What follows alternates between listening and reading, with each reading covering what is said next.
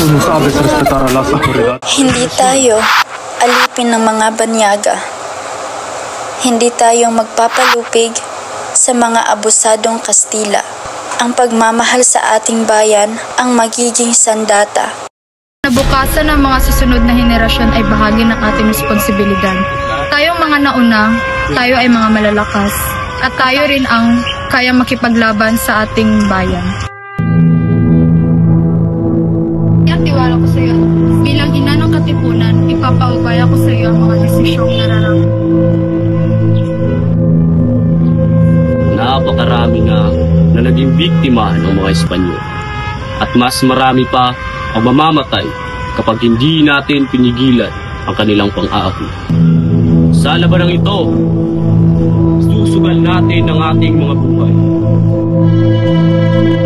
Ilang araw mula ngayon, sa gabi ng 29, sisimulan na natin ang revolusyon. Labas ninyo ang inyong selula! Unitin ang selula! Mabuhay ang Katipunan! Mabuhay! Mabuhay ang revolusyon! Mabuhay!